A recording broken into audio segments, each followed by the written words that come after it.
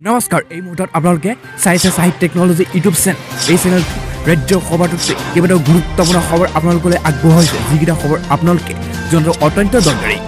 আৰু এই খবৰকেইটা আপোনালোকে উপস্থাপন কৰাৰ আগতেই আপোনালোকে যদি এই চেনেলটো নতুনকৈ আহিছে তেন্তে চেনেলটো প্লিজ ছাবস্ক্ৰাইব কৰি থ'ব আৰু ভিডিঅ'টোত এটা লাইক কৰি উৎসাহিত কৰিব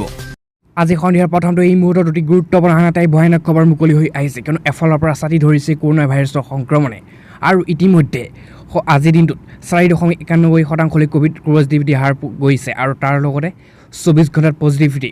5,699 গৰাকী হৈছে পুনৰ প্ৰাণ গ'ল 90 গৰাকী লোকৰ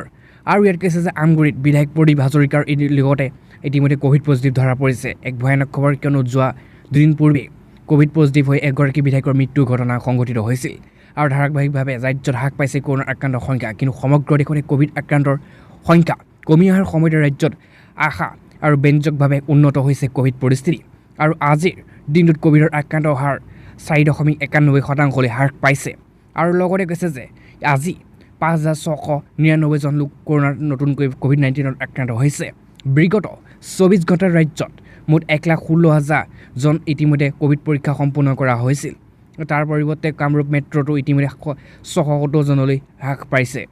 সন্ধিয়াৰ পাছতো এই মুহূৰ্তত আন এটাই ডাঙৰ খবৰ মুকলি হৈ আহিছে এটা ব্ৰেকিং নিউজ কিয়নো ইয়াত কৈছে যে পুনৰ আজি ৰাজ্যৰ মুখ্যমন্ত্ৰী ডক্টৰ হিমন্ত বিশ্ব শৰ্মাৰ যিহেতু কঠোৰ হৈ পৰিছে তেওঁ দিনে দেখাই কাম কৰি গৈ আছে আৰু ইতিমধ্যে এক নিয়ম উলিয়াইছে যে জনতা ভৱনত ৰাতি 10 বজালৈকে কাম কৰিব লাগিব সকলো বিধায়ক মন্ত্ৰীয়ে কিন্তু তাৰ পৰিৱৰ্তে ইয়াত কৈছে যে মন্ত্ৰী হিমন্ত বিশ্ব শৰ্মাৰ অধ্যক্ষতাত অনুষ্ঠিত ৰাজ্যিক কেবিনেট বৈঠকত গ্ৰহণ কৰিছে বহু সিদ্ধান্ত আৰু সেই সিদ্ধান্তসমূহ ইয়াত উল্লেখ কৰা হৈছে কিয়নো ইতিমধ্যে হিমন্ত বিশ্ব শৰ্মাই অনুষ্ঠিত কৰিছে পুনৰ বৈঠক আৰু আজি মুখ্যমন্ত্ৰী ডক্টৰ হিমন্ত বিশ্ব শৰ্মাৰ অধ্যক্ষতাত অনুষ্ঠিত হৈছিল ৰাজ্যিক কেবিনেট বৈঠকত আৰু বৈঠকত সিদ্ধান্ত কৰা হৈছে বহুতো ঘোষণা আৰু বৈঠকৰ আৰম্ভণিতে গোসাইগাঁও সমষ্টিৰ বিধায়ক মাজেন্দ্ৰ নাৰ্জাৰীৰ বিয়োগত ইতিমধ্যে শোক প্ৰকাশ কৰি আজিৰ কেবিনেট বৈঠক আৰম্ভ কৰিছিল 2 মিনিট সময় মৌনতা অৱলম্বন কৰিছিল আৰু ইয়াত প্ৰথমতে কৈছে মন্ত্ৰীত্ব পৰিমল শুক্লবৈদ্য আৰু উৰ্খাও গোড়াবৰ্মক আজিৰ প্ৰয়াত বিধায়কগৰাকীৰ গৃহলৈ গৈ অসম চৰকাৰৰ হৈ শোক সন্তুষ্ট পৰিয়ালবৰ্গলৈ সমাবেদন জ্ঞাপন কৰিবলৈ কেবিনেটৰ দায়িত্ব অৰ্পণ কৰিছে আৰু লগতে সম্পূৰ্ণ চৰকাৰী মৰ্যাদাৰে প্ৰয়াত বিধায়কগৰাকীৰ অন্ত্যেষ্টিক্ৰিয়া সম্পন্ন কৰিবলৈ কেবিনেটৰ সিদ্ধান্ত লৈছে আৰু লগতে কুশলকৰ সাৰ্বজনীন বৃদ্ধ পেঞ্চন আঁচনি ইন্দিৰা মিৰি সাৰ্বজনীন বিধৱা পেঞ্চন আঁচনি আৰু দীনদয়াল দিব্যাংগ যোজনাৰ আৰ্থিক সাহায্য প্ৰদানৰ প্ৰক্ৰিয়া আৰু সংক্ষিপ্ত তথা সৰলীকৰণ সিদ্ধান্ত গ্ৰহণ কৰিছে আৰু এই আঁচনিৰ হিতাধিকাৰীসকল এতিয়াৰ পৰা প্ৰতিমাহে ইতিমধ্যে বেংক একাউণ্টত জমা হ'ব এই প্ৰাপ্যৰ ধন তাৰ লগতে কৈছে বহেম জনজাতি আৰু অন্যান্য পিছপৰা শ্ৰেণীৰ কল্যাণ বিভাগৰ পৰা বড়োলেণ্ড সম্পৰ্কীয় কাম কাজ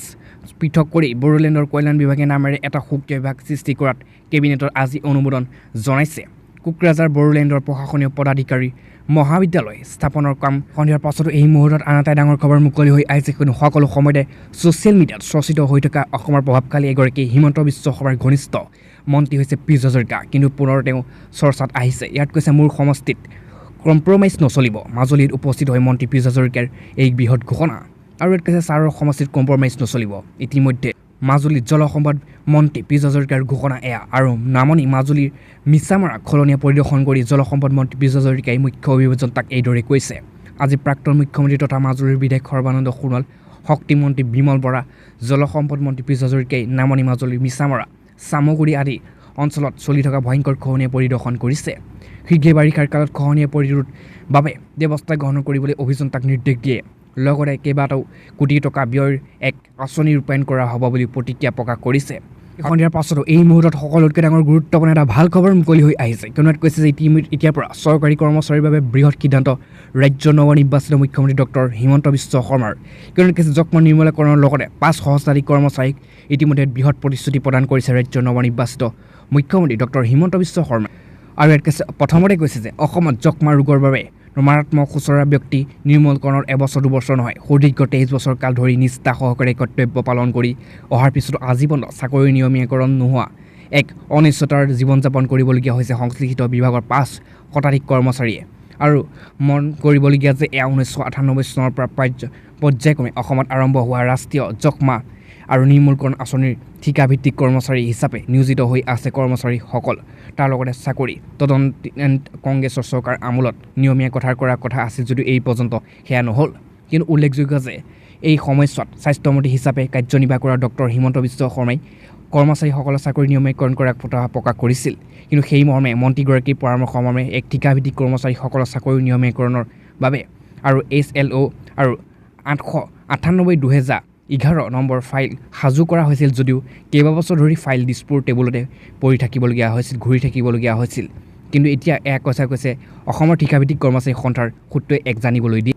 আৰু সেয়েহে ইয়াত কৈছে যে উদ্বেগৰ বিষয় এয়া যে ৰাজ্যখনত সংশ্লিষ্ট আঁচনিখন কাৰ্যকৰী কৰাত নিয়োজিত হৈ অহা ঠিকাভিত্তিক কৰ্মচাৰীসকলৰ মাজৰে আৰু চৰকাৰী কৰ্মচাৰী ইতিমধ্যে মৃত্যু হৈছে। এই মৃত কৰ্মচাৰীৰ কেইবাগৰাকীও পৰিয়ালৰ মাত্ৰ 5 লাখ টকাৰ বাহিৰে অইন কোনো চৰকাৰী সা সুবিধা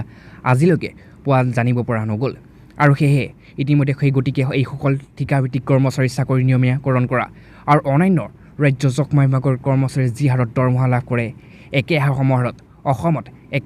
একশকৈকল কৰ্মচাৰীক দৰমহা দিয়া, মৃত কৰ্মচাৰী পৰিয়ালৰ এগৰাকী সদস্যক চাকৰি দিয়া, কৰ্মচাৰী পেঞ্চন আঁচনি আৰম্ভ কৰা আদি বিষয়ত সতেতে সৰব হৈ আহিছে ঠিকাভিত্তিক কৰ্মচাৰী সন্থা। কিন্তু এইখিনিতে সকলোতকৈ ডাঙৰ গুৰুত্বপূৰ্ণ ভাল কথাটো হৈছে এনে প্ৰেক্ষাপটত পূৰ্বৰ কংগ্ৰেছৰ আমোলত ঠিকাভিত্তিক হিচাপত নিয়োজিত হোৱা সংশ্লিষ্ট কৰ্মচাৰীসকলে তেওঁলোকৰ কৰ্মজীৱন সম্পৰ্কে বিতংভাৱে জ্ঞাত তদন্তকাৰী স্বাস্থ্য মন্ত্ৰী তথা বৰ্তমানৰ মুখ্যমন্ত্ৰী ডক্টৰ হিমন্ত বিশ্ব শৰ্মাই যথাসম্ভৱ সোনকালে এই ক্ষেত্ৰত এক উচিত পদক্ষেপ গ্ৰহণ কৰিব বুলি ৰাষ্ট্ৰীয় আৰু যক্ষ্মা নিৰ্মূলকৰণৰ আঁচনি অসমৰ ঠিকাভিত্তিক কৰ্মচাৰী সন্থাই এই গভীৰ আশা প্ৰকাশ কৰিছে। সন্ধিয়াৰ পাছতো এই মুহূৰ্তত আন এটা ডাঙৰ খবৰ মুকলি হৈ আহিছে। এতিয়া এতিয়া সকলোৱে এটা বেংকৰ একাউণ্ট আছে, কিন্তু তাৰ মাজতে ইতিমধ্যে আপোনালোক সকলোৰে বাবে এক বৃহৎ অফাৰ আহিছে। আৰু ইয়াত কৈছে ঘৰত বহিয়ে উপভোগ কৰক SBIৰ লগতে বিভিন্ন বেংকে প্ৰদান কৰে এইসমূহ বিশেষ সুবিধাৰ আৰু উপকৃত হ'ব এইসকল শিশুসকলৰ আপোনাৰ। আৰু ইয়াত কৈছে যদি আপুনি আপোনাৰ সন্তানৰ বাবে অনলাইন একাউণ্ট খুলিব বিচাৰে তেন্তে দেশৰ সৰ্ববৃহৎ ভাৰতীয় bank state bank of India আপোনাৰ বাবে আনিছে সুবিধা। আৰু নাবালকৰ বাবে অনলাইন যোগে আৰু পেহলা কদম আৰু পেহলি উড়ান নামৰ সঞ্চয় একাউণ্ট খোলাৰ সুবিধা প্ৰদান কৰিছে। একে সময়তে এই একাউণ্টটোৰ শিশুসকলৰ বাবে দৈনিক ধন উলিওৱাৰ সীমাও নিৰ্ধাৰণ কৰা হৈছে। শিশুসকলৰ বাবে এই একাউণ্টৰ কেনেদৰে খুলিব, ইয়াৰ লাভালাভ কেনেদৰে সম্পূৰ্ণ তথ্য ইয়াত জনোৱা হৈছে। এক নম্বৰতে কৈছে পেহলা কদম সঞ্চয় একাউণ্ট আপুনি কেনেদৰে খুলিব। আৰু ইয়াত কৈছে এই একাউণ্টৰ অধীনত যিকোনো বয়সৰ নাবালক ল'ৰা ছোৱালীৰ সৈতে পিতৃ মাতৃ তথা অভিভাৱকে যুটীয়া একাউণ্ট ইতিমধ্যে খুলিব পাৰে।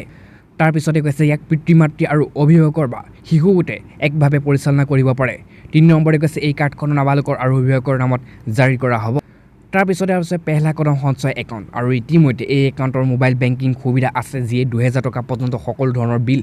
পৰিশোধ কৰিব পাৰে। দৈনন্দিন লেনদেনৰ পৰা সীমা ৰখা হৈছে। আৰু শিশুৰ নামত বেংক একাউণ্ট খুলিলে ATM ডেবিট কাৰ্ড আৰু সুবিধা প্ৰদান কৰা হয়। এই কাৰ্ডখন নাবালক আৰু অভিভাৱকৰ নামত জাৰি কৰা হ'ব। আপুনি ইয়াত দৈনন্দিন 5000 টকালৈ উলিয়াব পাৰিব। আৰু ইণ্টাৰনেটৰ বেংকিঙৰ সুবিধা প্ৰতিদিনে 5000 টকালৈকে লেনদেনৰ সীমা নিৰ্ধাৰণ কৰা হৈছে। আৰু ইয়ে আপোনাক সকলো ধৰণৰ বিল জমা কৰিবলৈ অনুমতি দিয়ে। আৰু সেয়ে ইয়াত কৈছে অভিভাৱকৰ বাবে ব্যক্তিগত দুৰ্ঘটনা বীমা আৱৰণ দিয়া হৈছে। সেয়ে পেহলি উড়ান আৰু সঞ্চয়ৰ একাউণ্টত আৰু এই পেহলি উড়ান সঞ্চয়ৰ একাউণ্টত আপুনি 10 বছৰ অধিক বয়সৰ শিশুক যিয়ে নিজৰ হস্তাক্ষৰ কৰিব পাৰে সেইসকল শিশুৱে পেহলি উড়ান অধীনত একাউণ্ট খুলিব পাৰে। এই একাউণ্টৰ সম্পূৰ্ণভাৱে ৰূপে নাবালকৰ নামত কৰা হ'ব। ইয়াক তেওঁলোকৰ অকলে চলাব পাৰিব। আৰু পেহলি উড়ান সঞ্চয়ৰ একাউণ্টত ইয়াৰ ATMৰ ডেবিট কাৰ্ডৰ সুবিধা আছে। প্ৰতিদিনে 5000 টকা ধন উলিয়াব পাৰিব। আৰু এই মোবাইল বেংকিং সুবিধাও আছে, আৰু য'ত আপুনি প্ৰতিদিনে 2000 টকালৈকে স্থানান্তৰ কৰিব